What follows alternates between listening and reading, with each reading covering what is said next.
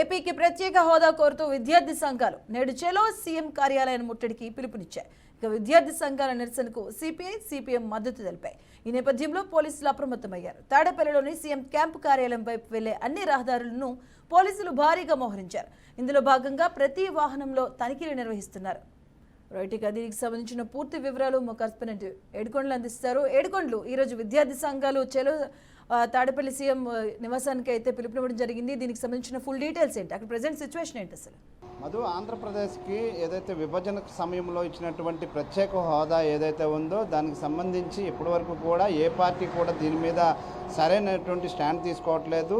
ప్రత్యేక హోదా కోసం కేంద్రంలో పలుమార్లు అవకాశాలు వచ్చినప్పటికీ కూడా ఇప్పుడు గతంలో ఉన్నటువంటి పార్టీ కానీ ఇప్పుడు ప్రస్తుతం అధికారులు ఉన్నటువంటి ప్రభుత్వం కానీ ఏది కూడా ఆ ప్రత్యేక హోదా కోసం కేంద్రం వద్ద సరైనటువంటి వాయిస్ వినిపించలేకపోతున్నారంటూ కూడా తీవ్ర స్థాయిలో గతం నుంచి కూడా మండిపడుతున్నారు ప్రతిపక్షాలతో పాటు ఇటు వామపక్షాలు కూడా. అయితే ముఖ్యంగా ఆంధ్రప్రదేశ్కు ఖచ్చితంగా ప్రత్యేక హోదా అనివార్యం, ఖచ్చితంగా కావాల్సిందే, లేదంటే ఆంధ్రప్రదేశ్ ఇంకా అధోగతి పాల్లో అవుతుందని చెప్పేసి తీవ్ర స్థాయిలో మండిపడుతున్నారు. ముఖ్యంగా విద్యార్థులు ఎవరైతే ఉన్నారో వీరంతా కూడా ఇప్పుడు రాబోయేటువంటి తరాలు కూడా ఈ యొక్క ప్రత్యేక హోదా మీదే ఆధారపడి ఉన్నాయని, ప్రత్యేక హోదా వస్తే రాష్ట్రానికి ఎంతో అభివృద్ధి జరుగుతుందంటూ కూడా వీరంతా కూడా ఎప్పటి నుంచో చెప్పుకుంటూ వస్తున్నారు. అయితే పార్టీలు గతంలో టీడీపీ కానీ ఇప్పుడున్నటువంటి వైసీపీ కానీ ఇవేవి కూడా తమ స్వలాభాల కోసం చూసుకున్నారు తప్ప ఆంధ్రప్రదేశ్ భవిష్యత్తు కోసం కానీ ప్రత్యేక హోదా ఏదైతే విభజన సమయంలో ఇచ్చినటువంటి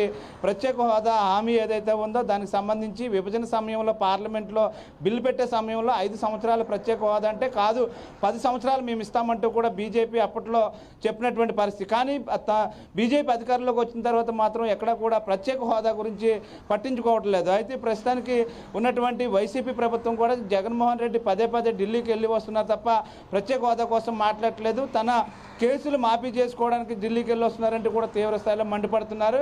ఈ నేపథ్యంలోనే ఇటు విద్యార్థి సంఘాలు ఈరోజు చెలో సీఎం కార్యాలయం ముట్టడికి పిలుపునిచ్చిన నేపథ్యంలో దీనికి సిపిఐ పార్టీతో పాటు అటు జై భారత్ నేషనల్ పార్టీ అధ్యక్షుడు కూడా లక్ష్మీనారాయణ మద్దతు ప్రకటించడంతో కొద్దిసేపటి క్రితమే గుంటూరు వైపు నుంచి సీఎం కార్యాలయం వైపుకు దూసుకొస్తున్నటువంటి ఇటు జై భారత్ నేషనల్ పార్టీ అధ్యక్షులు జేడి లక్ష్మీనారాయణతో పాటు అటు ఆంధ్ర మేధావుల సంఘం ద్వారా అధ్యక్షుడైనటువంటి సలసాని శ్రీనివాసును కూడా పోలీసులు అదుపులోకి తీసుకున్నారు. అయితే ఏదో క్షణాన్న ఇటు విద్యార్థి సంఘాలు కూడా సీఎం కార్యాలయం వైపుకు దూసుకు వస్తాయనేటువంటి ఒక సమాచారంతో పోలీసులు అయితే మాత్రం ఈ ముఖ్యంగా నేషనల్ హైవే మీద పోలీసులు భారీగా మోహరించారు. ముఖ్యంగా తాడేపల్లికి వెళ్ళేటువంటి అన్ని రహదారులు కూడా పోలీసులు తమ ఆధీనంలో తీసుకున్నారు, భారీగా పోలీసులు మోహరించారు. అలాగే తాడేపల్లి సీఎం కార్యాలయం వైపు వెళ్ళేటువంటి ప్రతి వాహనానికి కూడా క్షుణ్ణంగా పరిశీలిస్తున్నారు. అన్నీ చెక్ చేసిన తర్వాత మాత్రమే బస్సులు కానీ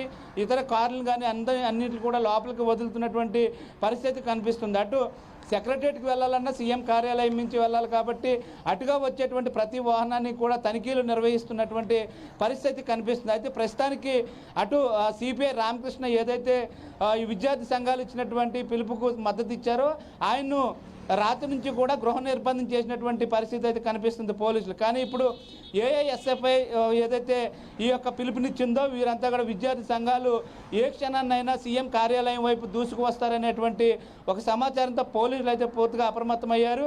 కొద్దిసేపటి క్రితమే అటు జై భారత్ నేషనల్ పార్టీ అధ్యక్షుడితో పాటు ఇటు సలసాని శ్రీనివాసుని కూడా అరెస్ట్ చేసి మంగళగిరి పోలీస్ స్టేషన్కి అయితే తరలించారు. Madhu, right, thank you. Welcome.